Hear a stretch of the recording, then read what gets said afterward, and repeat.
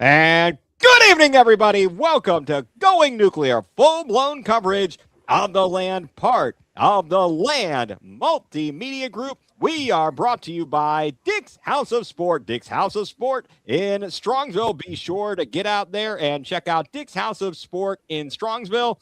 In my opinion, it's not just a store. It's a destination. Welcome in, everybody. Alongside of me, my co-host, Mike Pellegrini, Drew Hagenbaum, joining us, our Browns enthusiast, our expert, Jacob Greenberg.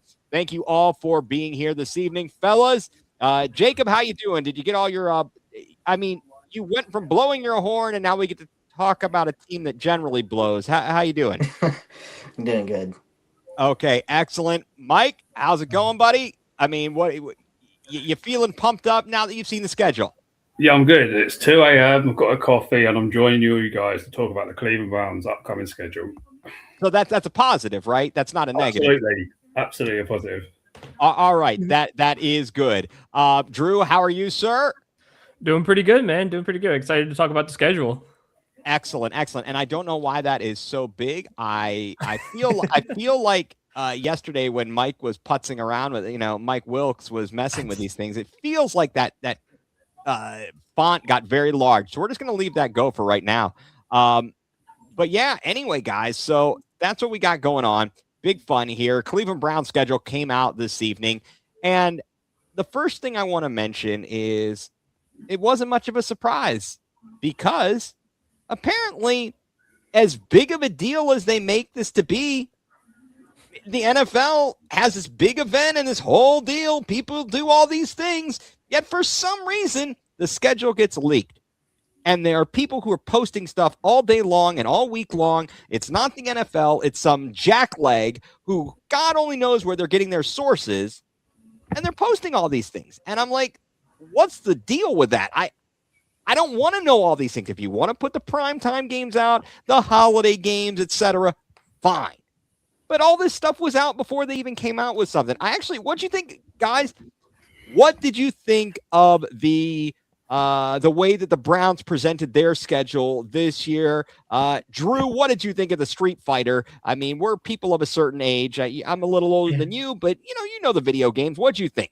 Yeah, I played a lot of Street Fighter before. I liked it. I think it was kind of cool to get one of the biggest guys in the video game sphere in Matt Pat, who also is from, I think he was from Medina, Ohio. So he went to Medina High School. So I think it was pretty cool to have him, a guy who's a video game theorist and a video game aficionado. It was fun. It was very exciting. I liked it. I think they did well with it. That's good, Jacob. Now you recognized the social media star icon there, the YouTuber, as it were. So as well as Drew. But Jacob, so what did you think of the presentation? I thought it was pretty cool. I mean, I know a little more about a little bit of Street Fighter and not much into it, but I think it was just a great presentation. I think Matt Pat did a great job. Was it better than the wrestling video thing that they did? Like, was that last year they did the thing with all the opponents as wrestlers or something? Yeah, that was last year. Yeah, I think the best one still I remember was the bowling one from a couple years back. That was that was the bowling one was very good. Mike, what did you think of the schedule release and the presentation by the Cleveland Browns as a whole? Well, I didn't understand it, so I didn't really understand the context behind it. But to be honest, I only watched about 30 seconds of it because I got a bit bored of it, so I turned it off. I just went straight to the schedule, but. Yeah, exactly. I liked it because I think it hits a certain generation. Street Fighter, that's right in my prime there of video gameage.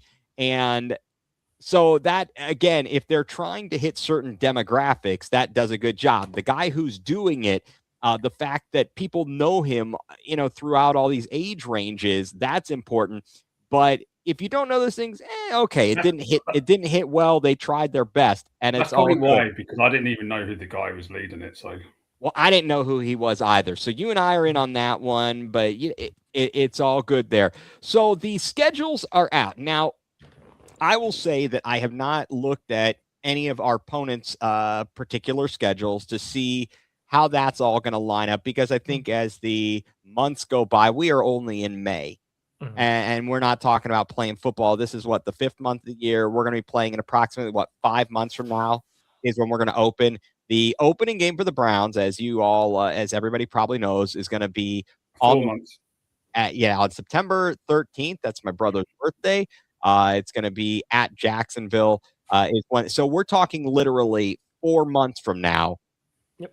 Is when we are going to get down to playing regular season football for the Cleveland Browns, as today is, in fact, May 14th. But yeah, I think that, as I said in the open, I take issue with how the schedule got leaked by all these people. It really took away from the fun of it. I had someone respond to me saying something, well, it's fun if you want to start your travel plans. What travel plan? What the hell are you talking about?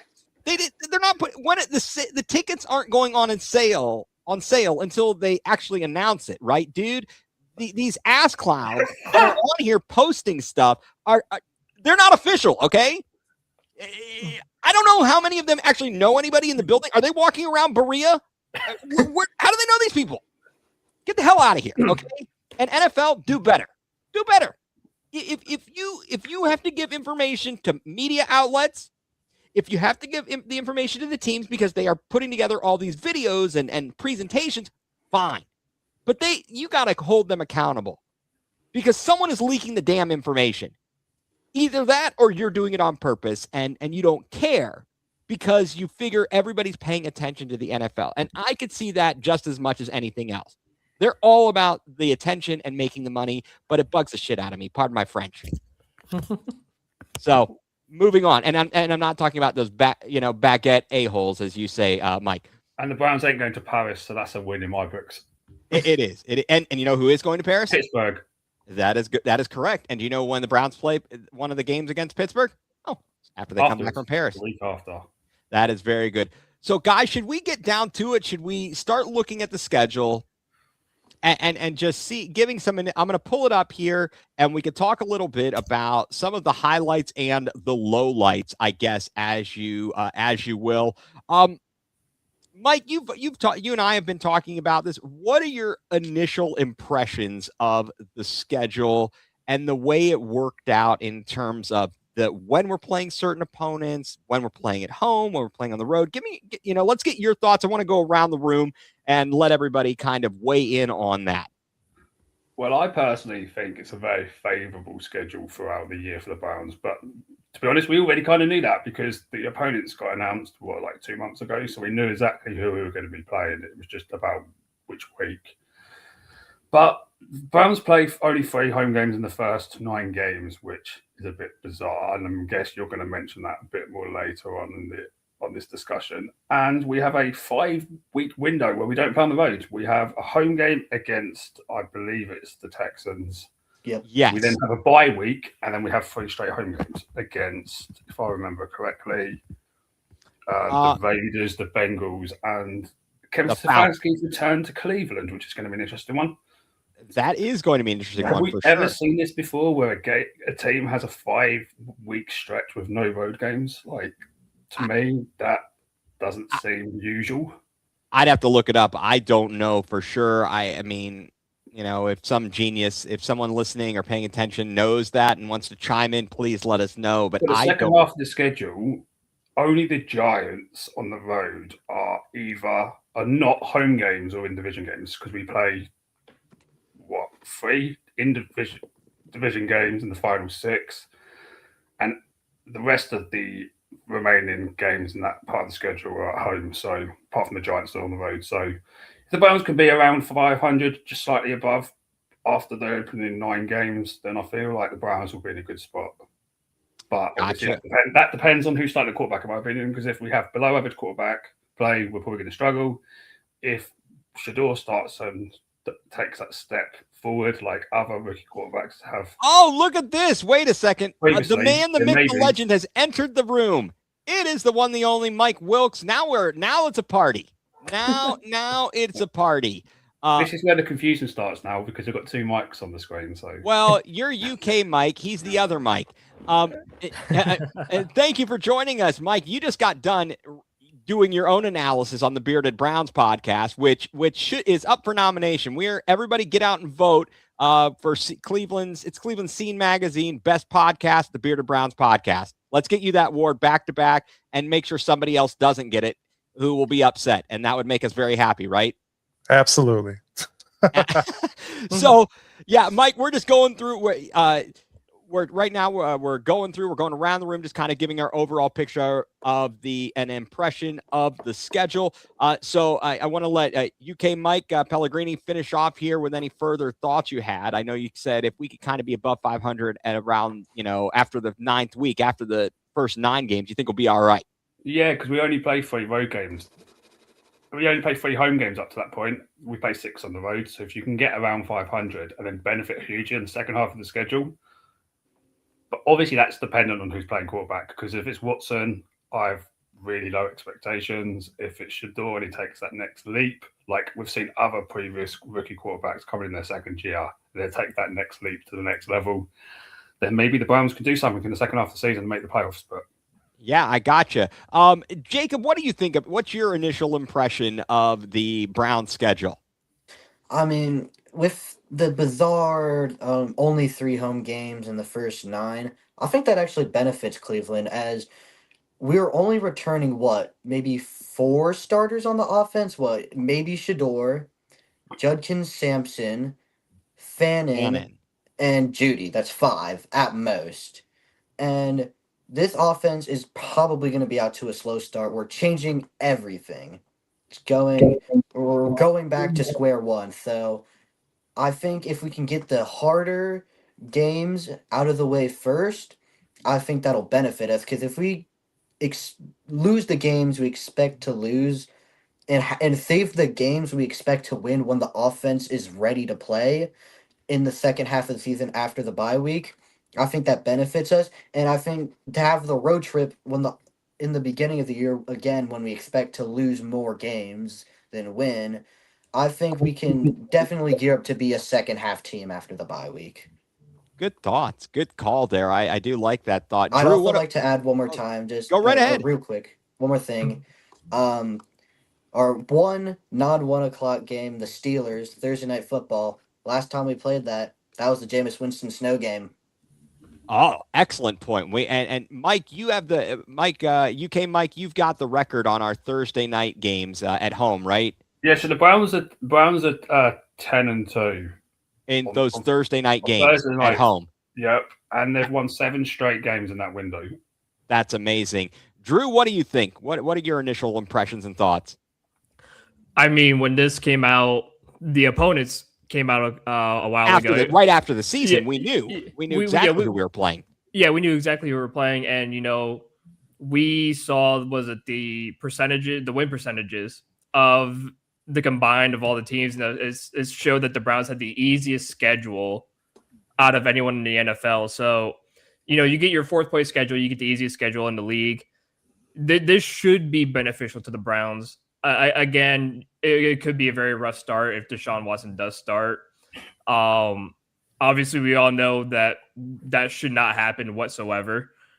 He should be put into a back burner, and he should be shipped to Pittsburgh, honestly. With some soggy potato chips. Yeah, with some soggy potato chips. Him and Drew Aller can limp together. But again, the rough start is the 3 home games in 9. I mean, I know everyone said it. It's just a tough stretch. You're always on the road. But you're also one of the least traveled teams in the league this year. So it's not like you're going distances. But so that's a big beneficiary for what a lot of people who don't know. Like, traveling less is a lot more helpful than traveling more. As you can see, there's maybe I don't see besides the Raiders, but you're not going anywhere in the West Coast. No, we are not. The furthest Raiders are at home, so New Orleans is the furthest we go. Yeah, New Orleans is the furthest you go to, right? Which is crazy to me. So this should benefit the Browns is traveling less, but again, it's just the lack of home games to start the season. It's going to be a little difficult, but it's a favorable schedule for sure. And if you have the right guys out there, and Monken does this thing, it shouldn't be that bad. Fair enough. Mike Wilkes, what do you think of the schedule? I agree with Andrew a little bit there. We just had our show on the Bearded Browns about it, and I'm gonna point out something. Go While for it. everybody thinks the schedule is very easy, it is not going to be easy because a lot of these teams did a lot of overhauling in the free agency. Yeah. And a lot of them actually got some really great draft picks. Like the Saints aren't going to be sleepers this year. A great running game. I look out for them. The Giants, even the Jets, guys, they stacked up this year in the draft as well. So Andrew was at our draft party. He became a Jets fan that day. But there's so many obviously reasons to be kind of wary about this. And like I said, don't underestimate any of these teams. Maybe the Panthers, but other than that, there's really I don't even want to make a prediction yet, to be honest, because I would like to sit there and sit through all this and actually what happened with these teams and look more into it before I make a decision. Even like our rookies, we don't know what these guys are going to be capable of doing. Are they going to have great rookie years? There's too many unknowns to sit there and decipher this just yet to me. But I wouldn't call any of these teams sleeper teams. Maybe I just not yet, anyways. No, those are really good points, and you're thinking too logically, Mike, is kind of the problem here because we're Browns fans, and thinking logically about these things is not something we do. We think with our heart often, but I agree with what everybody has said here. So, man, 10 wins, baby. Let's go. Let's go. Let's go. So, starting off on the road in Florida, those first 2 weeks, that's a little bit tough because of the heat, the temperature. It's going to be blazing hot down there those first couple weeks. That can always be interesting. And rainstorms. Tampa always seems to get a lot of rainstorms beginning of the season. Something that could come into play. We don't know who's going to be quarterback. We have no knowledge of these things. Then you come home, you get 2 in a row. You're taking on the Panthers. Let's not forget the Panthers won their division. Yep. They won their division in a very crappy division, but they did win it. And I wouldn't say that that's going to be an easy win, but it's certainly winnable. I think that's good to start out at home. Then you get Pittsburgh at home on the Thursday night. I do like that. Announcer guy Drew, thank you for tuning in here. Yeah, this guy, Black there. You better hope the Guardians are playing some home playoff baseball at home on those weekends. Actually, I don't know. So what if they're not? I don't know. I'm not too concerned about whether they're home or away or whatever it is and what the Guardians are doing. Sure, it'd be nice to have extra events downtown. Actually, it's kind of beneficial when you don't have both going on at the same time. That being said, the season, as you mentioned, Mike, the Saints, they improved for sure. And they were no slouch last year, surprisingly enough. And I kind of was wondering if it would have been more beneficial to play them in Paris. I know the travel sucks, but now you're playing at the Superdome versus playing them on a neutral site. So with the plus, there's a little bit of a minus.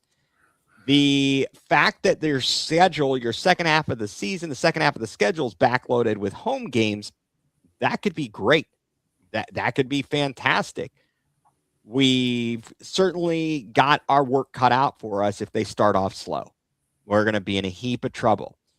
I wouldn't expect greatness. Obviously, the first 3 to 4 games, especially. Right. I do have a quick question for you guys, but the first 3 to 4 games, obviously going into this with all these rookies, especially at left tackle, you got Fano at left tackle. This kid's going to have to adjust. Whoever quarterback is, they're going to have to adjust to them. There's a lot that goes into my train of thought thinking about the Browns. But my question to you guys is, week 2, Buccaneers. Does Baker still have a chip on his shoulder? Or 100%. Absolutely. 1,000%. Yeah. Yeah, he will be all jacked up for that. I hope Miles buries him. I hope Miles buries him. This was something. This was something I heard in the media. I can't recall who stated it.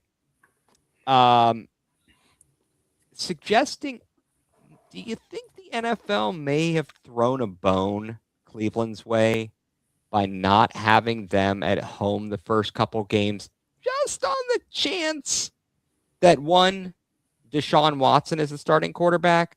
So if he plays well and you win a couple games, people will be in better shape to have him back on the home field.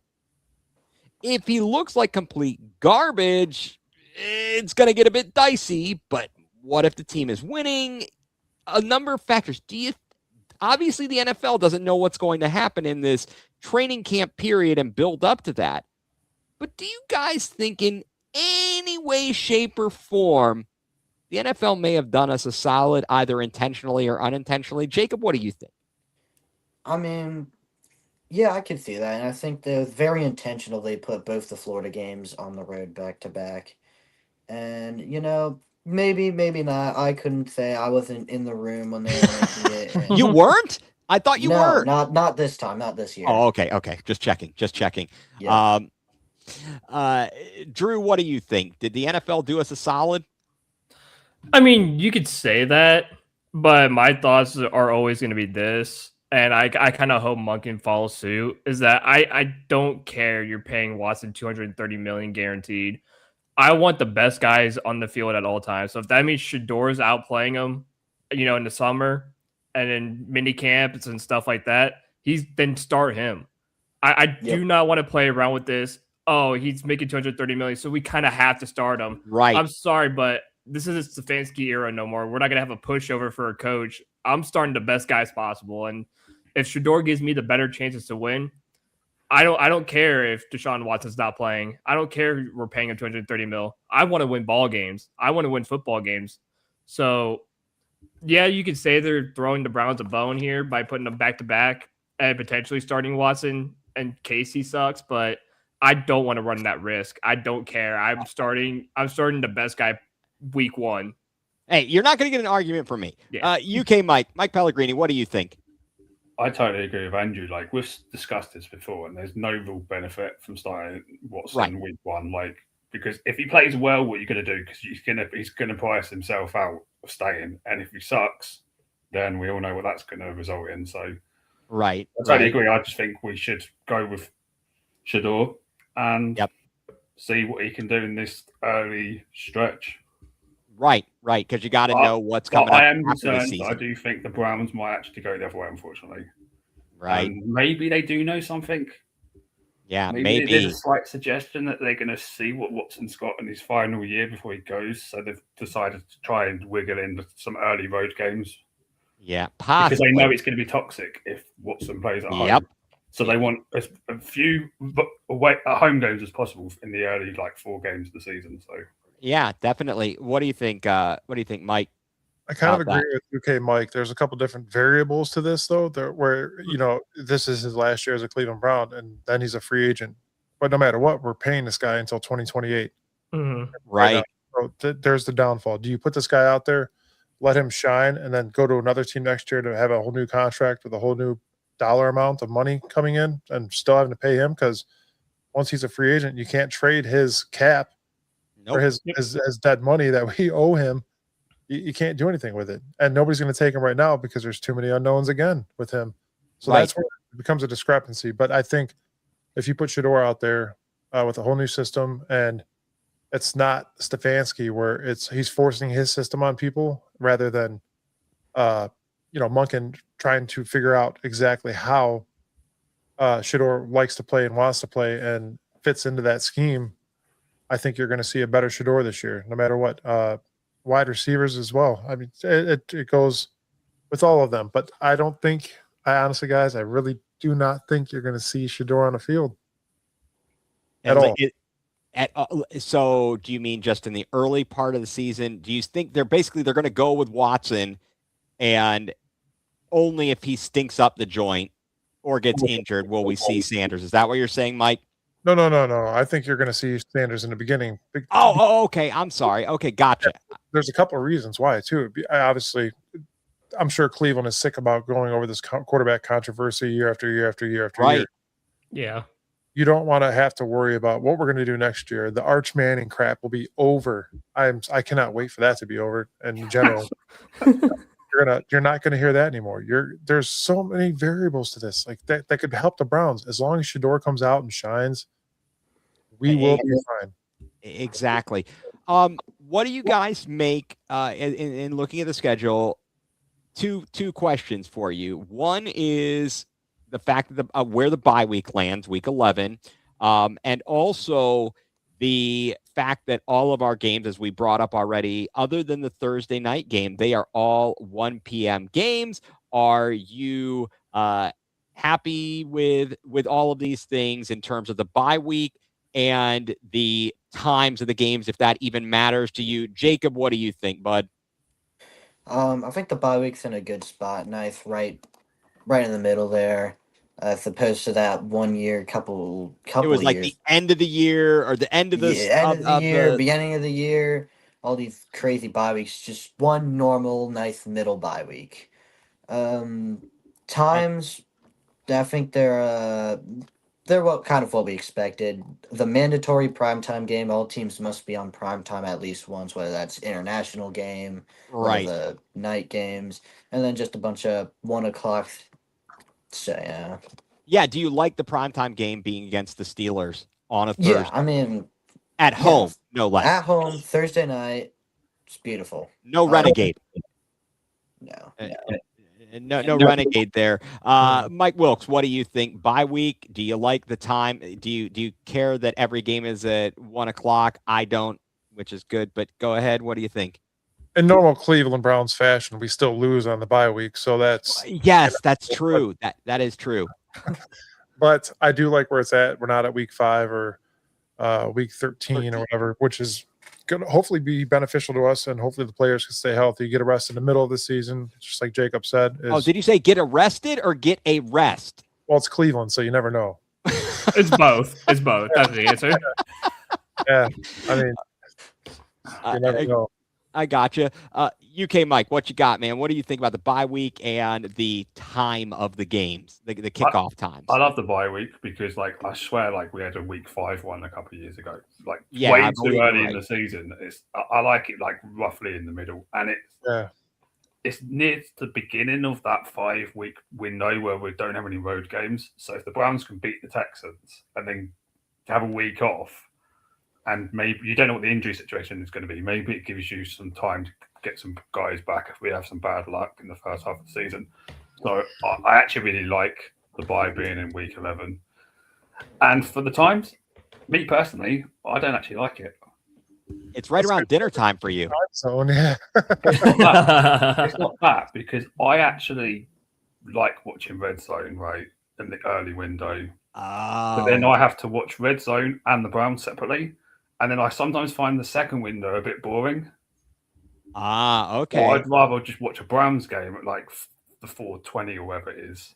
Well, so I'm a bit disappointed that all 16 of them are early, and then we don't have. But the problem is we're playing East Coast for most of the season. Other than, unless the they were game was the only one you probably move potentially to a later game. But potentially, yeah, that would be because. So strictly from the perspective of the time zone thing.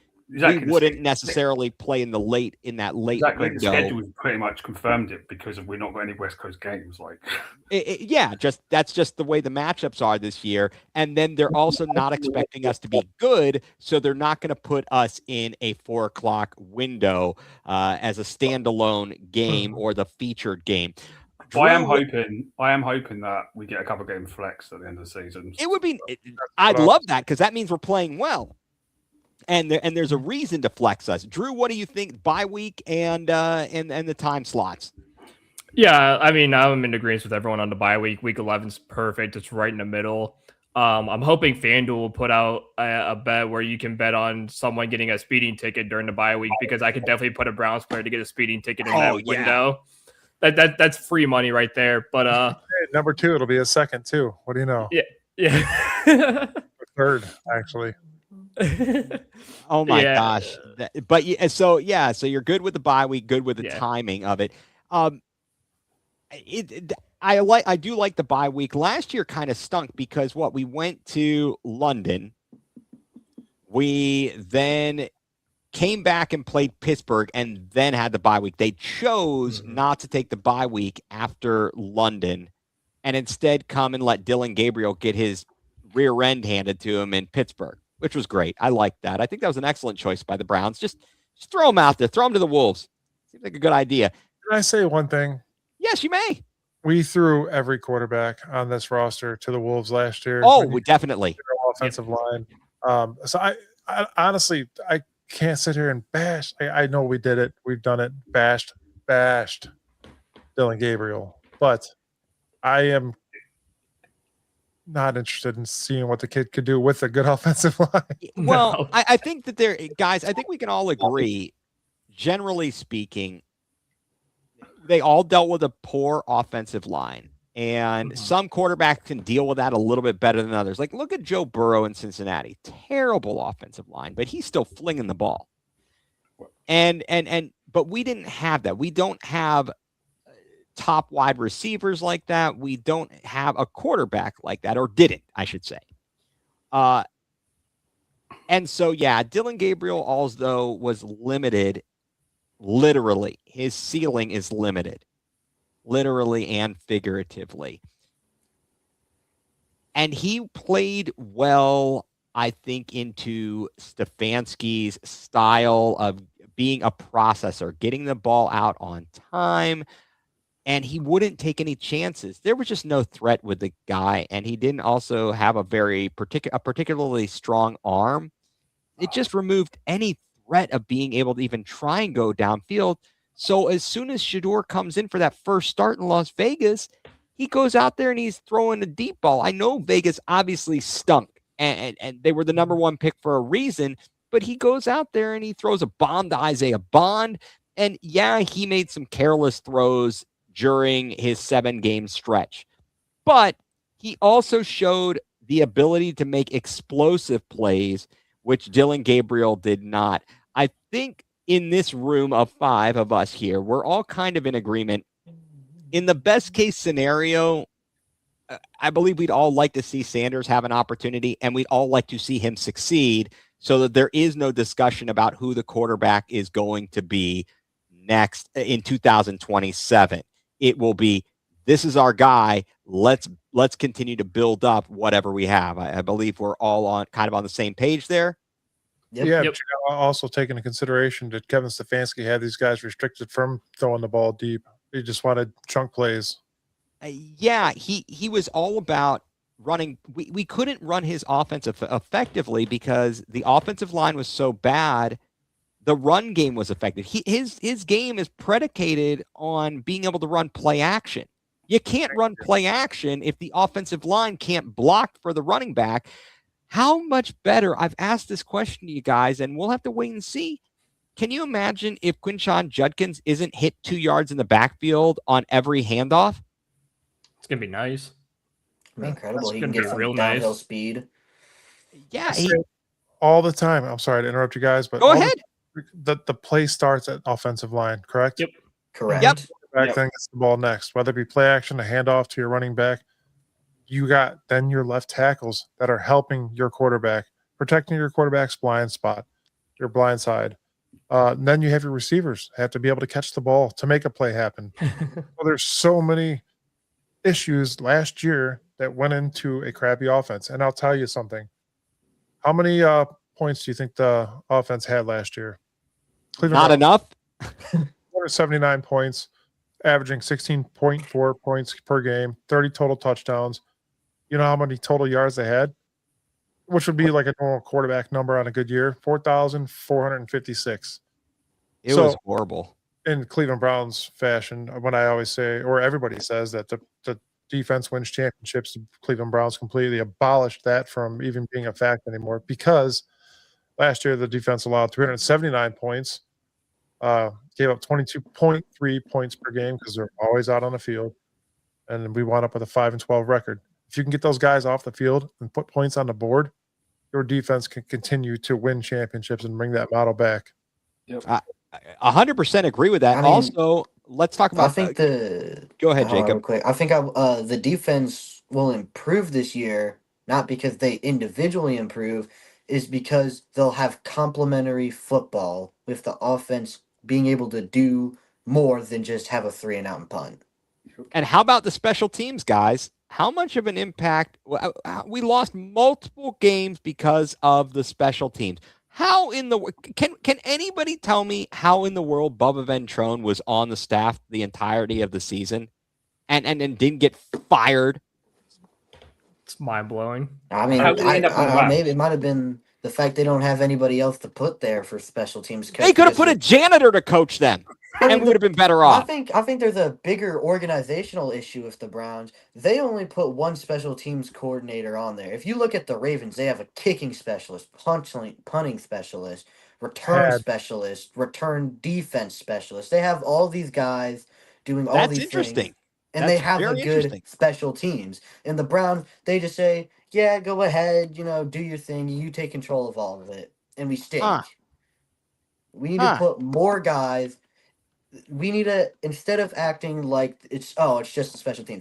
There are 3 phases to the game: offense, defense, special teams. And we need to treat special teams as almost as equally as offense and defense, in my opinion. Good point. And I think Monken, coming from Baltimore, values that. His draft picks and things they've done suggest that they are going to definitely have a focus on improving the special teams for sure. Definitely. What do you got? Oh, on an off note, it looks like we're down to 1 draft pick not signed because we got Emmanuel McNeil-Warren signed today. Casey Concepcion. Do you guys think there's going to be any issue getting him signed before training camp or at a point when he's missing time? Anybody feel like there's any issue with that? No. I have confidence in the front office on this one. Just sorting out the language and terminology of the contract with him, just because he's obviously a first-round pick, he gets the extra year. It's just getting all that agreed, basically. Right. I think what they did after the Sam Bradford draft and that ridiculousness in creating specific salary slots obviously makes things much easier. Although certainly Cincinnati had their own issues last year with Shamar Stewart. Yep, some of the language in the contract. It said, I think I know what, in fact, the language in the contract said, again, because we're talking here about Cincinnati. I think it said this: I do not have the money. Okay. Oh, okay. Well, that explains it, because Mike Brown didn't have the money to pay him, and clearly that's always an issue. You want to hear how it ended? How did it end?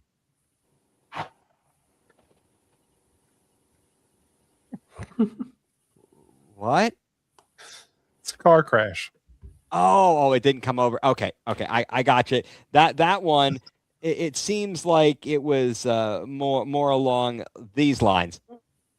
Now we're banned in Russia.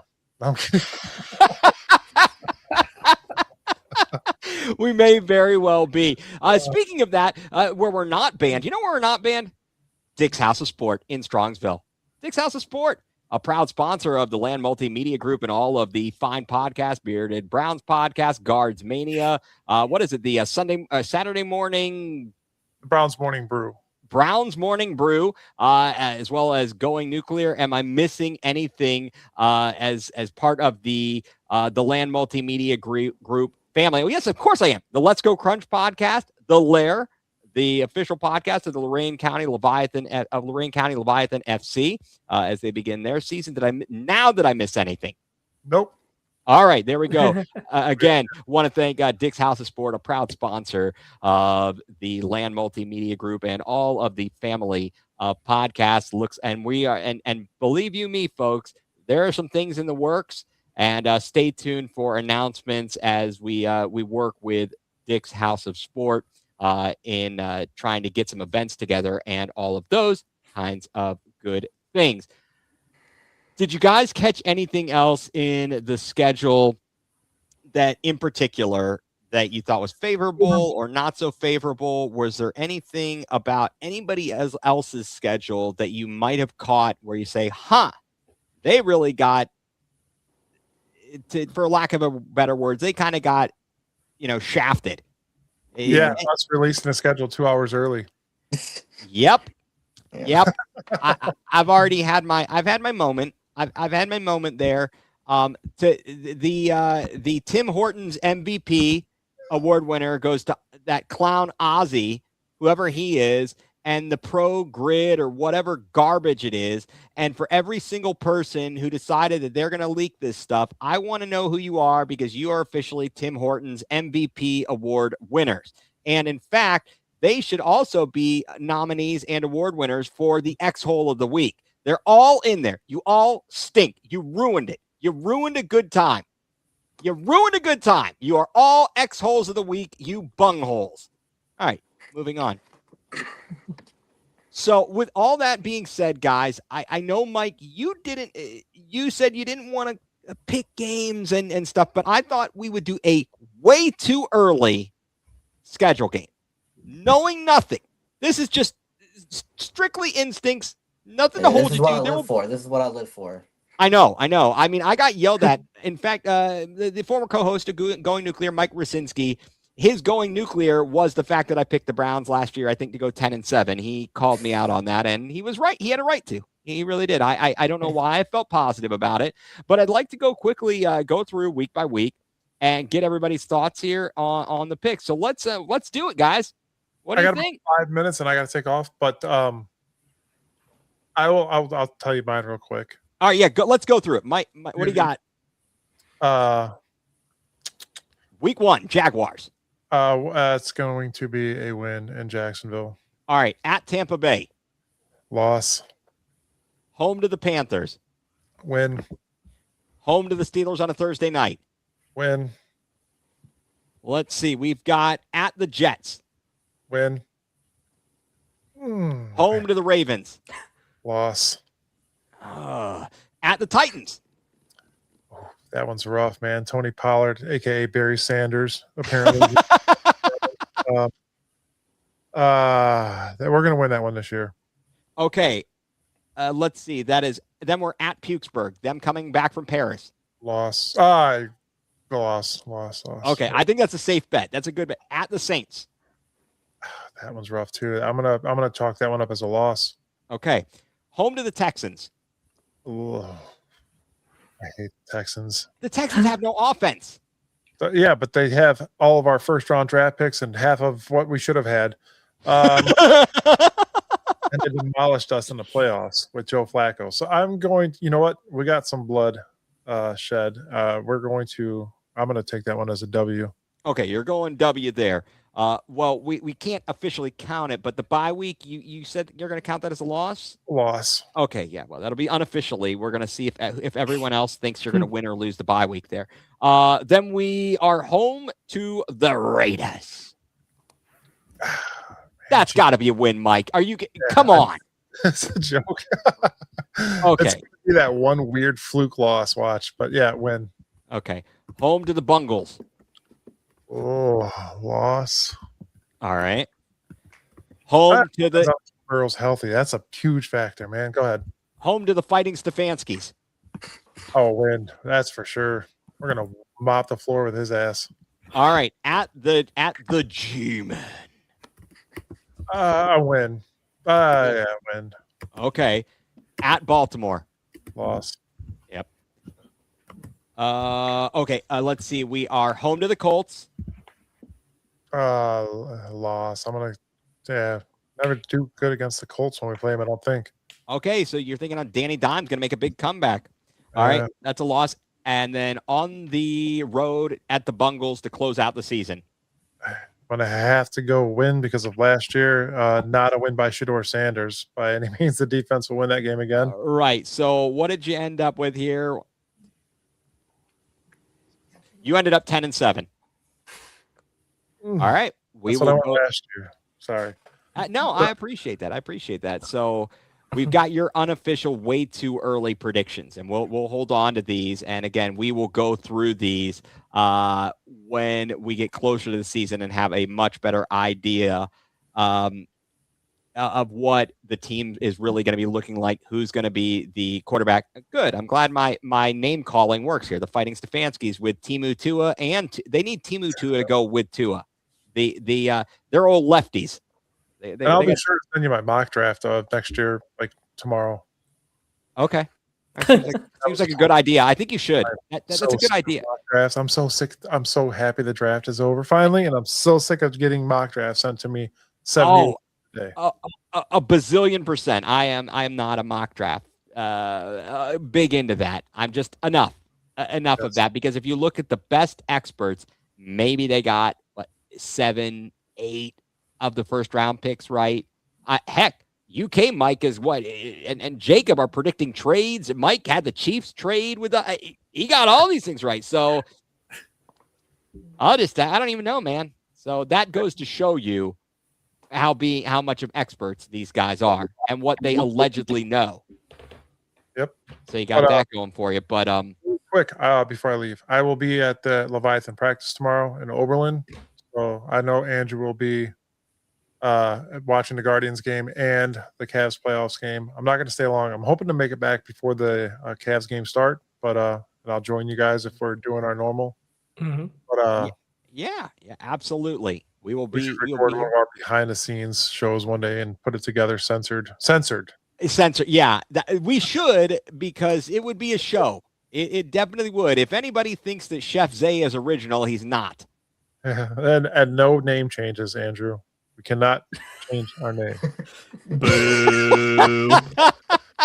All right. Well, Mike, I will let you go. Thank you so much for hopping on. Mike Wilkes, member of the Bearded Browns podcast, and also the man, the myth, the legend, the Land Multimedia Group, leading the way, taking all the photography, doing it at the Crunch game, organizing things for Lorain County, the Lair, Lorain County Leviathan FC official podcast.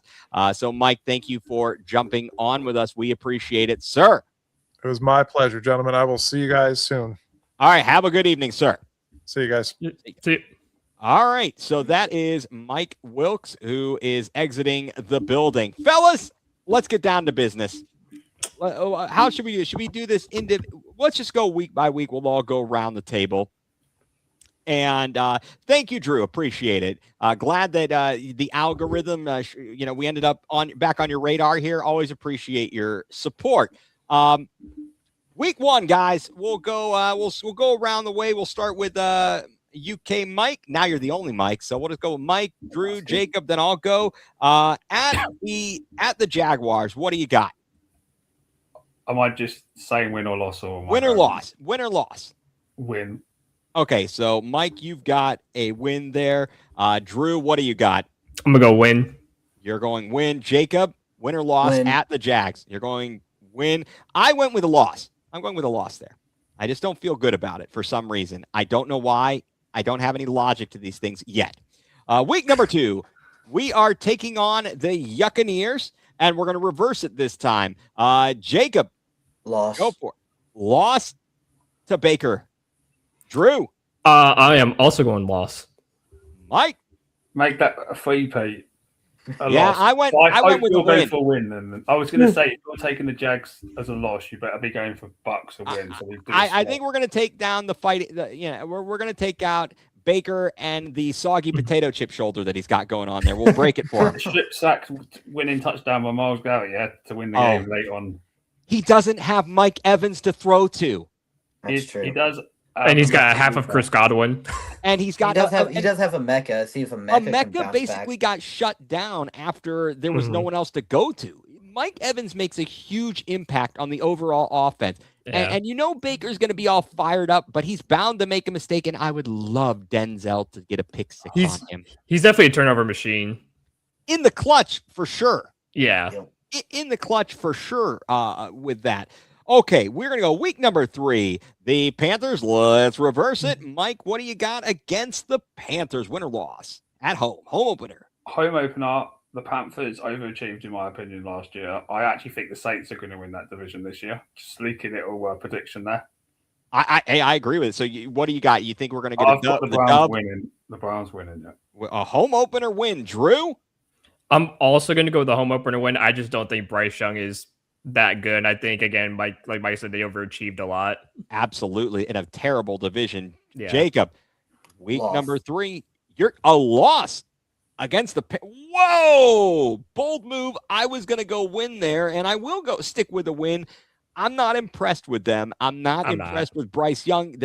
We'll see. Obviously, things are going to change. Ted McMillan is very good. Yep. We'll be at home. You might not be impressed by the Panthers, but I'm sure as hell not impressed with the Browns. Oh wow, wow! Them's fighting words. Holy smokes! That's a good take. Wow. Okay. Well, well, that kind of rained on, pissed in my Cheerios. Thursday night, week 4, home to the Stillers. Jacob, you're up first. Win. You're going with a win there. Drew? Also a win. Will Aaron Rodgers be in a wheelchair? Yes. Mike, with a what you flag. got? Hopefully, we're facing a Browns fan by that game. Oh, Drew, you think of playing Allard? Has either got injured or he's decided not to play for Pittsburgh. He's playing. His ego won't let him not play.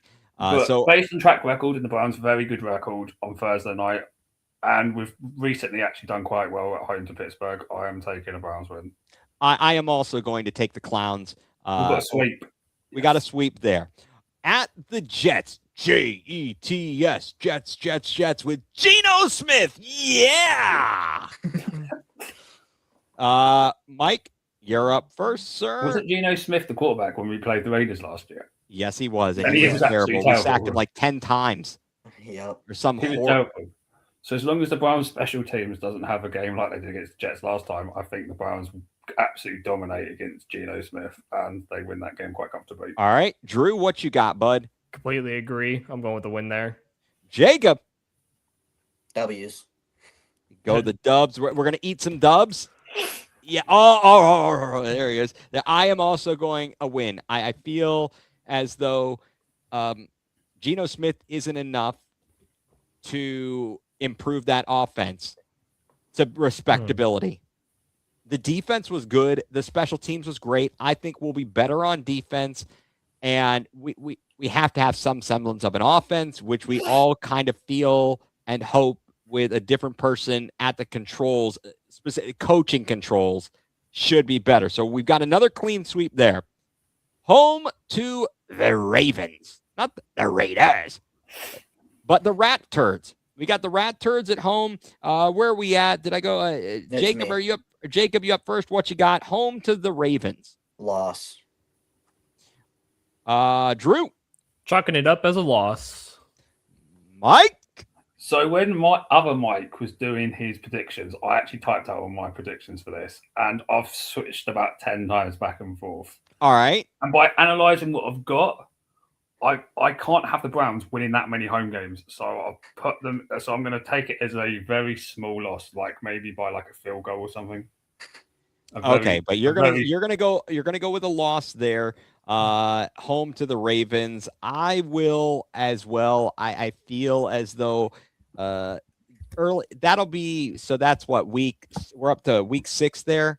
Yep. And Jesse Minter will have them going. Lamar should be healthy. It's a very challenging game. Oh, who knows? Who knows where things are going? So now we've got a clean sweep loss there. Okay. All right, Drew. So you feel like we got the dub there. Nice. I would take a 4-2 start though. Like it. Absolutely. I'd take a 4-2. I got a 4-2 start there, so I think I'd take that. Certainly. I think all of us are. I have a 3-3 start. You have 3-3. You're the only reasonable one here. Yes. All right, Mike, you're up first. We travel to Nashville, to Tennessee to take on the Titans and second-year quarterback Cam Ward. What say you? This is an absolute wild card of a game, isn't it? Because you don't know how Cam Ward's going to play second year. They've obviously got they beat the living bejesus out of us last year. Correctly, their head coach is Robert Saleh. Is that correct? That is correct. Robert salad dressing. He's yes, a defensive-minded coach. Yes, he is. So I don't know how that game's going to go. Like, it's an absolute wild card. Plus, they've got Cardinal Tate, and he's probably going to want us for the next 5 years every time we play them because we all wanted them. But with that said, I do think the Browns' defense is probably going to win in that game. So I've gone with the Browns to win. But I believe so. They I can't wouldn't be surprised if we do lose, though. I got you. So you're going to count that as a win. Drew, what do you have, sir? I'm gonna go with the win too, just because again, Cam Ward's second year, and I think their offense is still a lot of question marks all around it. So I just don't have faith in their offense to score. Agreed. Jacob, where are you at, bub? I'll third that and say that's a win. All right, and I am also going to go with a win against better judgment. I would feel better if did they still have Levis, or, Will Levis, or did they get rid of him finally to go I sell have no mayonnaise? idea where Mayo Man is. Come on, Will. You stink as a quarterback. You really smell like mayonnaise, and it looks like Zachary like my ass. Try to be a man. Oh, he's a Mayo man. Yeah. Sorry, I was going a little heart for you there. Nobody's knowing that. Okay, aging out here a little bit. All right. The next up for the Browns go to Pukesburg. They will be coming back from Paris, but it is Pittsburgh. We haven't won there in 20 years, other than the wild card game in the regular season. We haven't won there since Tim Couch won on a Sunday night. Jacob, what you got, bub? Loss. All right. Drew? I will also be going a loss. Mike? You're thinking very hard about this. I don't know if to throw a random pick here and say we're going to end up getting a tie in Pittsburgh. That's not allowed in this game, in the schedule game. A tie is not allowed. Okay. It's a bold prediction. You know. No. We're not doing bold predictions right now. The bold prediction will come game weeks. We can make bold predictions and such. Win or loss? I'm not stupid enough as a Browns fan to pick us to sweep the season series. So I'm taking a loss. Right. But I don't think it's going to be an embarrassing loss based on the fact that Pittsburgh will be coming back from playing in Paris. So I think it might be a close loss. Yeah. Okay. Yeah. Last year, didn't we get destroyed there if I remember correctly? Yeah. Sanders looked. It was terrible. We had no offense whatsoever. Sanders was, again, as per the usual. No. Wait a second. I'm sorry. That was Gabriel. We just talked about it. Gabriel, after we nearly won him, he was terrible there. I'm also going, it's a clean sweep loss there just because. I'll take the split, though. If you can get a split against Pittsburgh, like 1-1. We'll go over this at the end, kind of what you look at it. If you break it down, you say, okay, we've got the NFC South. What do we need? What do we think, or we feel the record needs to be against NFC South? What do we need to do in the division? So on and so forth. If we bet the NFL take the Steelers at home versus the Browns and the over, I don't know about the over because Pittsburgh is pretty inept offensively. Yeah, they're pretty inept. Takes away a Steelers home game. What? No. Did they take this? Do we don't have 9? Are we we're not the no. No. Steelers are the road team in Paris. Yeah, they didn't take a Steelers home game. The AFC is the NFC has 9 home games this year, not the AFC. So they did not take the Steelers home game. Moving on, the Browns then will travel to New Orleans to take on the Saints. Mike, what do you have on that one? I have the Browns with a 2-game losing streak. Like I said earlier, I think the Saints are going to win that division this year. Right. Somehow, Tyler Shuck played pretty well last year, and then they've just added to that team. And I think it's their division to lose. I would have to agree. I don't have much faith in Stefanski in Atlanta. They've got quarterback issues. The Buccaneers are injured as all get out, and the Panthers, I don't know that they're going to be able to do the same caper as they did last year. Drew, what do you got in this game? I agreed with Mike. I went with a loss there just for the fact that they added to that offense, and Shuck just showed some insane capabilities as a rookie, even though he's 27 years old already. Right. He's ready to retire. AARP contacted him last week. Jacob, what do you think? Going down to New Orleans. I'll take it 3 straight losses for New Orleans there. Oh, wait, no, are you? Three of us pick New Orleans lost. Oh, okay. I'm sorry. Lost I to was a New bit Orleans. confused. I do think that the Saints are obviously they weren't as bad as we expected last year, and Tyler Shuck played better than we had anticipated, especially going into the draft. And we started wondering, who is this guy and why is he getting? We've never heard of him. Do you remember our discussions about it last year when we literally? Oh yes, I do. It's a terrible pick. They made I still don't think he's good. Is he actually good? Tell me if is he decent? Okay, but it's a small sample size. He's got. Let's see how Tyson is. Let's see what else he can do. Is Chris Olave? Is he healthy? Is he going to be back? Is he going to be playing? I don't know what his deal is. I think we forget though as well. The Panthers last year going into that, no one expected them to win that division. So I think the Saints are probably going to have a really good chance of winning it this time. All right. Well, I'm having a hard time. I feel it's a winnable game. It is. It's a very winnable game.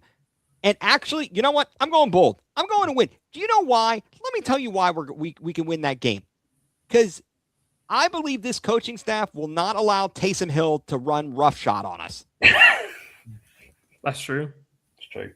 I mean, he looked like he was a Hall of Famer. Every time he touched the ball, he's scoring a touchdown against Stefanski's team. Ridiculous. What about playing indoors? Because do the Browns? We're building a new stadium indoors, but do the Browns play better outdoors or indoors? That's a good question. I don't think we have a football problem. A drinking team with a football problem. I remember, didn't we play the Falcons years ago? Because I remember I was standing at the corner at a Guard Indians game and we missed the last minute kick against the Falcons indoors, if I remember correctly. Yeah. Oh, indoors, yeah, for sure. We had a bunch of games where we missed a last minute kick against the Saints the one year, and Hugh Jackson. I think Zane Gonzalez helped get Hugh Jackson fired, and Antonio Callaway. Yep. Yeah, New Orleans is going to win their division, and all they'll need to do is probably go about 500, Drew. Next up, we are home to the Texans. Who do we start with first? We're going with Jacob, you first on this one. What you got against the Texans? Texans, I have a loss. You have a loss to the Texans. Drew? I'm going to go with a win against the Texans. Okay. Mike? I'm going for a win against the Texans. Yeah. I'm going with a win. Their offense is putrid. It horrible. Is putrid. I just think the Browns are going to have a really good home season. Do you remember that season a couple of years ago where they literally lost like one home game? Were they 7-1 or something? Yeah, that's my prediction for this. I'm just going to give you a spoiler. I've got the Browns going 7-1 at home. So that's fair. That is fair. Okay. The bye week. So this doesn't count toward their win-loss record, but it could be a matter of will someone get hurt? Will someone get arrested during the bye week? Whether we count those as wins and losses. I'm going to go with deadline. When's the trade deadline, by the way? Oh, I don't know when the trade deadline is. That's a good week question. 9? Or did they move it this year? It's like week 9 or week 10 or something. It's been moved. So I'm just wondering, is the bye week the flipping trade deadline? Trade deadline is the Tuesday of week 9. Following. Okay, so it will have happened. The trade deadline will have happened before then. But do you guys win or loss in the bye week? I'm going bold prediction. Win in the win in the bye week. What? Because all the other teams in the division lose. Maybe, sure. It could be anything. I don't know why. I'm just going to go with that. Jacob, win or loss in the bye week? I'll go win strictly because it's a good bye week time. Oh, fantastic choice. Drew? I'm going to go with a loss and DeJuan Jones gaining 100 pounds. Oh, good call. Mike, what do you got? Are we going to win or lose the bye week? We're going to lose the bye week just because of my next predictions. Like, I don't think the Browns are going to have that much luck, so they're going to probably lose the bye week. Something bad will happen. Something is bad. Someone will be moving a family member and throw out their back. Maybe. Moving on back to the games. This is a start now. Actually, a continuation of a homestand The Browns take on Fernando Mendoza or Kirk Cousins, probably Mendoza. I And was the, about to say this. the Is it going to be Mendoza though? That's the thing. Because are they going to sit him for you, or are they actually going to play him? I would sure as heck hope they're playing him. What's the point of not playing him unless they feel? Although their offensive line was so bad, I wouldn't want him to get obliterated. But they've signed Kirk Cousins for a year, so they might just. I think they're just gonna give Mendoza a year to just sit and watch.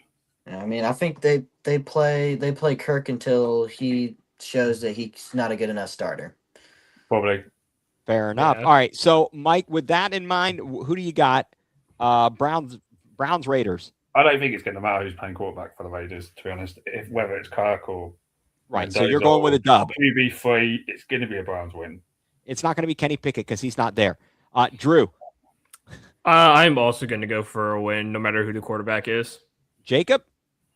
Dubs. Yep. Same here. They were horrific. That team is so bad to lose to us last year is crazy. Because knowing how bad we were, and we made them look horrible. What's going to happen with Crosby though? Is he still going to be there? Because obviously he is. Yeah, he's still there. Trade that happened with the Ravens. Sorry, that didn't happen. Maybe he gets moved at the deadline. Like who knows? It depends how they're doing, but I think he'll keep him. I don't think it's going to matter, but. After all their free agent pickups, they felt a lot better about the team, and then they got Crosby back after Baltimore backed out the trade. And I think they're thinking a lot more highly of keeping Max Crosby than trading him. Fair enough. That is fair. The Browns then will host the Bungles at home. Their first meeting with Joe Burrow and the Bungles. Mike, I believe you're up first. What you got? Yeah, I think you're going. Well, let's see. No, it's. I think it's me first. Okay, go ahead. Go ahead, Jacob. What you got? I think I'll take a win here. Yeah. Okay. Drew. I'm gonna take a win just because I know we're usually gonna split against a team like the Bengals. Yep. Mike. Well, I disagree with Andrew there, but I have got the Browns to win. We played pretty well against Cincinnati. Yeah. Denzel Ward, for some reason, loves playing against those two wide receivers. Like, I don't know why, but for some reason, he does. And Joe Burrow's track record against the Browns is actually really bad. He should have lost both games last year. He should have lost both last year. Actually, I think that really on either side, we screwed up. The Browns did. They blew the opener. Yeah. And the Bengals. What's that, Mike? Isn't it like a missed kick or something? Yeah, an extra point and a field goal. Extra point, missed kick, something like that. Yeah, it's when we thought Schmidt was going to be another shit. Oh yeah, he was going to be. He was a real piece of Schmidt. Then he was a real piece of Schmidt. Yeah, and there it is. Yeah, this is what we were talking about earlier, guys. Yeah, the Browns one game west of the Mississippi. That's the New Orleans game, but of course that's still going to be in the 1:00 slot. I am going to give them a W just because we do have a good track record against the Bengals and Joe Burrow generally at home. I feel pretty good about that. Early December, I'm feeling again. For everybody as we're doing this. We have no information. We don't know what's going to happen with injuries around the league. We don't know what the Browns quarterback situation is going to be, but we're just predicting based on our gut, our Butch Davis gut instincts here, which is not very good. Then we get to face again the Fighting Stefanskis. They will be visiting Huntington Bank Field. Mike, what you got? I've got a Browns win, and I hope we absolutely wipe the floor with them. I hope so as well. I've got a feeling this team is going to be super, regardless of our record at this point. Like even if our predictions are massively wrong, and the Browns are like sitting at like 4 wins, I still think we're going to show up for this game. Regardless, I think the Browns are just going to win this. They'll find a way. Where there's a will, there's a way. Drew, what do you have, sir? I'm going to go with the win because I just think the Falcons have a terrible team and Bijan can't win you every game. That's what they're going to be relying upon, basically. The last couple of years. Right. Also, who's their quarterback going to be? Probably at that time, it's probably going to be Penix because I think Tua is going to end up getting injured sometime during the season.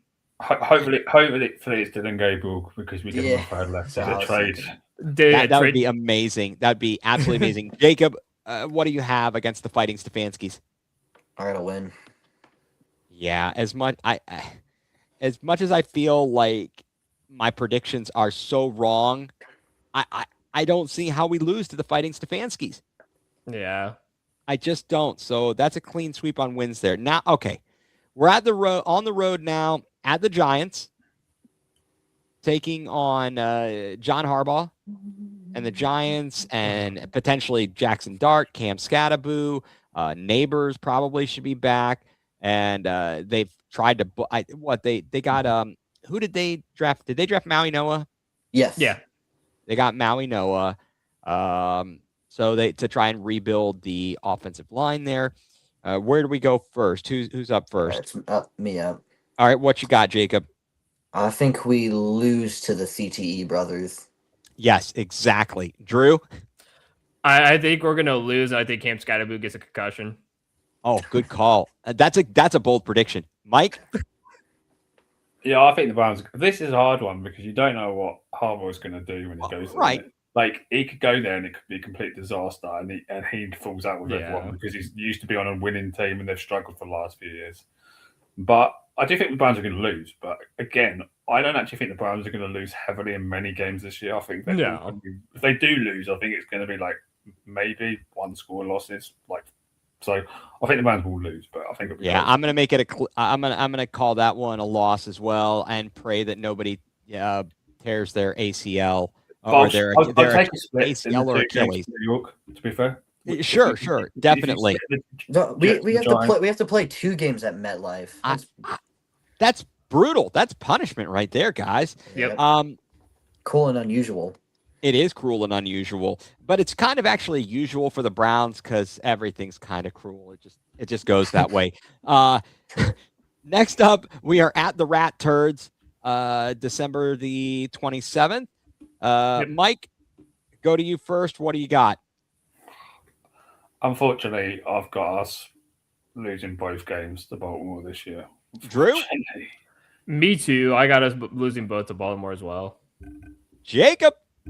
I got a surprise victory at Baltimore. Wow. I'm going with a loss. I feel like if we I ended up with both games as a loss to them. Right now that's how I'm feeling about it. We'll have, these are all, obviously we reserve the right to make these changes, and it's not a matter of we reserve the right to refuse service to you. Next up, the final home game of the season, the Colts. We'll see who's at quarterback for them. If it is if Danny Dimes is back and healthy, certainly that injury hurt them last year and they flailed. It was last year when they brought. Was Phillip Rivers in last year? Did they bring him out of? Oh my goodness! For crying out loud! That's how long ago that season was. So many things. He played 2 games for him. Yeah, he played a few. He played 2 in it, then he retired again. Yeah, well, yeah, he had to get health insurance. He had it for his 50 kids. Jacob, are you up first, sir? Yes. Yep. All right. What do you have against the Colts? I was just remembering. I think we were talking about the Colts earlier, trying to figure out what our last start against them was. It was 2 years ago when Garrett blocked the kick. Right, and that was the game where they sat Deshaun Watson after the first couple of series because he was horrible. Yep. Mm-hmm. And they brought in PJ Walker, and they managed to get that win. So where are you going in this game? And loss. Drew? Also a loss. Mike? I've got the Browns winning. Yeah, I feel that's a win. I feel that's a win. Shane Steichen had a great first year. Was that his first year? That wasn't his first year, right? I feel like it was his 3rd or 4th. I was gonna say it's like 3 or 4 for Shane. Yeah, you're right. I'm losing track of these things. I can check right here. I mean, they lost Michael Pittman, right? Did they trade? Yeah, Pittman's gone. He went to Pittsburgh, right? They did. They traded him to Pukesburg. Yeah. And he's been with the Colts since 23. Oh, okay. So we played him in his first year. That was the game. I gotcha. Well, I'm still. What did I write? I think we're gonna win that one. I've got the Browns actually sweeping that division. I've got us going for it. And that's impressive. That is impressive. And the final game of the regular season We will travel to Cincinnati. Mike, what do you have, sir? So I have the Browns sweeping the Bengals, losing both to Baltimore, and splitting with Pittsburgh. So Okay. So you've got a win against Baltimore. win. Drew, what do you have, sir? I was back and forth on this. Obviously, this could definitely change, but I'm going to start off with a loss here. Okay, you're going lost there. You are ending the year on a 4-game losing streak. Yeah. Okay, just making sure you knew that. Jacob, at the Bungles. I say we end the year on a 2-game losing streak and a loss. Yep, and I'm going with a loss as well. It's a tough one though, because you don't know what's going to be on the line week 18. Exactly. Yeah. Right. It could be backup Spain because both teams are out of contention and somehow Baltimore's on the division, and it's like, is Joe Burrow even going to play? And then the Browns might win. Drew, you have a record of 9-8. Yeah. Mike, 11-6 I've got. you've got a very ambitious 11-6. Jacob, That sounds like me a couple years ago. you have them finishing 8-9. Yep. Sounds right. And where did I come out? I somehow have them at 11-6, and I'm feeling very stupid. I think me and Jacob are more realistic. I think this is the first year I've had the Browns with the worst record. I think the past two I've had them with had the best record for them. Yeah, you definitely are having you're coming to realize and really I've sobered up. You have sobered up. You haven't even had the Manischewitz, and you sobered up here. So, Drew, you came up with 9-8. Mike 11-6. Jacob 8-9. I ended up with 11-6, and Mike Wilkes ended up at 10-7. So, I think that if they're going to be successful, you obviously have to at least split your division. You got to go 3-3. 100%. 1,000% in the North. Have to go 3-3. One way, shape, or form, you go 3-3. Yep. You got to go 3-1 in the NFC South. Yeah. Somehow you need to go 3-1. I think you win those games at home. The Panthers and the who else? Which other team do we play at home? The Falcons. The Flying Scotsman. The Falcons. The Falcons and the Panthers, and you got to split between Tampa Bay and New Orleans. You got to go 3-1 there. So now you're up to 6 wins. Certainly, then you're talking about the NFC or the AFC South. Split that.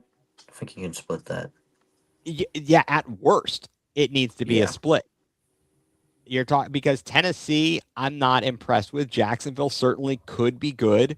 The Colts were kind of not sure about, and then who's the other? Where's the other team from the Texans? So, you've got to get 2 wins there. Thing is, if you can go 6-2 at home and just one game below 500 on the road, that's a 10-win team. And I think 10 might be the sweet spot. If you can get to 10 wins, you can get in the playoffs. Yeah. What do you think it's going to take to win the division, guys? Obviously, the division record is going to play an important role in that, but what do you think it's going to take to win the division? I think 4-2 in division and 10 to 11 wins, depending on how the rest of the division goes. That's a very reasonable and good prediction because I think the Steelers are kind of they're kind of running on their last leg with Aaron Rodgers. I don't know what Mike McCarthy's going to get out of them. But who should be the favourites though to win this division? Is it the Bengals because they're the only one that's got a returning coach, or I think so. If they rebuilt any of their team, if they fixed some of the defense and rebuilt the offensive line, then they should be. But their problem is health. Mm-hmm. Drew, what do you think? I do think 10 to 11 wins is going to win the division. For me, the AFC North is just kind of wonky right now. Again, like all the coaches have left except for Zach Taylor. And I don't know. It's going to be a circus, I think. It's going to be a roller coaster of ups and downs for every team. I still don't trust Zach Taylor as a head coach. I think he's probably the worst head coach still in the North as of right now. I kind of agree. What are they going to do with Evan McPherson? He fell apart last year. The He was kicker. abysmal. Yeah. What happened? They don't seem to like getting rid of anybody. Like I think they're still hanging on the fact that like Evan McPherson was great in his rookie year. They like Zach Taylor took him to a Super Bowl. Like I think they're hanging on. But do you know why they don't get rid of people before the end of their contract? Because they have no money. They don't want to them after they leave. Yeah, I they do have no not money. have the money. Okay. Thank you. Yes, I now that That's why Trey Hendrickson left. and then they get Dexter Lawrence. I'm not impressed with that move. I really don't like that move. I wouldn't have given up the 10th pick. Yeah, for an aging defensive tackle. I don't know why they did that because they could have just brought back Trey Hendrickson. You could just brought back, like Caleb Downs or something. Hey, here's an idea. You've got the 10th pick in the draft. Yeah. Why don't you draft a stud defensive lineman? If I was the Bengals, I would have kept Trey and then just took Caleb Downs. That's what I would have done. Yeah, they would have had him. He would have been right there. Mm-hmm. It would have been right there. Or you could have took Ruben Bain. Yeah, there were definitely some excellent players. Excuse me. So before we go off here, because again, this is a Brown centric week and program for us. I think that it would be only fitting since we have been kind of following along this story, this roller coaster ride. What do we got tomorrow night? Cavs game 6. Any predictions here? Jacob, I know you'll be watching and bouncing the house down. The game's on Prime. Oh, yes, it is. That is true. So you might have to sacrifice, come down here, but I'll do something. Right. Do you think the Cavs close it out tomorrow night, game 6? And if they don't, can they win game 7? So game 6, or do they go game 7? And if so, how do they do? I think if JA has a big game, I think he can win 6. And maybe even if you don't win 6, but JA still has a big game in 7, you win that. I think it's really just the bigs. I think you have to attack the paint more than you did. I think we were relying on too many threes, especially Mitchell. It just wasn't falling for him. But, it's Donovan Mitchell. You give him some slack. But I think it's going to be the bigs. All right. So, but you do you predict a win tomorrow? Yes. Okay. All right. Drew? I'm predicting a win too, just for the fact that the Cavs, not only in the playoffs, but in the regular season, were one of the better home teams in the league. So Cleveland is a very difficult place to win the game. So I have full faith and confidence that they can close this thing out tomorrow night. Okay, fair enough. Mike, do you feel positive about a win tomorrow night to finish out the Pistons? I do, because I feel like the Cavs have just taken away any momentum the Pistons had in this series. Yeah. And I think, I didn't really watch ESPN Cleveland today, but I saw the Windy clips, and he was talking about how the Cavs figured out how to nullify Cade Cunningham in the second half of that game. They really did. That's just going to transition over to tomorrow night. They'll probably force someone else to beat them, and if they get hot, oh well. It's just right. I feel like if they stick to that approach that they did in the second half against Cade, and especially if Duncan Robinson's out again, then I think the Cavs should close it out for sure. But if it goes to game 7, I don't think we're probably going to win. So I kind of need to do it tomorrow. Yeah, I'm in the agreement in that category of if you don't win tomorrow, it's going to be very, very difficult to pull it out in game 7, as all the momentum will be back on Detroit, and it's a whole mental hurdle. Yesterday we played horrible and still managed to win. And Cunningham had almost 40. Right. He had a ton of turnovers, but he was the only player. They benched Duran. He was sitting on the bench for a vast majority of the 18 minutes in that game, didn't he? And yeah, he was terrible, and they benched him. So especially if they don't have Duncan Robinson, you're pretty much are looking at Tobias Harris and Cade Cunningham, and you have to you can't let Karis LeVert look like prime Michael Jordan and you're in pretty good shape. We'll have to wait and see. I do think the Cavs close it out Levert did the tomorrow. classic spin of the wheel. Who am I going to play like today? He went from SGA to Tony Snell. Pretty much. I like that. That's a good call there. Well, with that, I think we are going to shut her down here for tonight. Want to thank those of you who tuned in. Thank you, announcer guy Drew, for tuning in and commenting. Although Mike Wilkes is already departed, thank him for hopping on with us. Again, want to thank proud sponsor of the Land Multimedia Group and all of our fine programming here, Dick's House of Sport in Strongsville. Be sure to check them out. Be sure to check out all the podcasts that are part of the Land Multimedia Group. And again, this is just the beginning for Browns football season. This is a way to kick it off. And so with that being said, I want to thank all of you, as always, for being here. Jacob, appreciate your time. We will be looking forward to your football analysis and otherwise. And again, thank you, Drew. Appreciate that. Glad to have you along here commenting. We need somebody who's going to be our consistent commenter since Mike is on with us. I can always jump on the YouTube on my phone and comment in the chat. Oh, that would be excellent choice. I think that would be fantastic.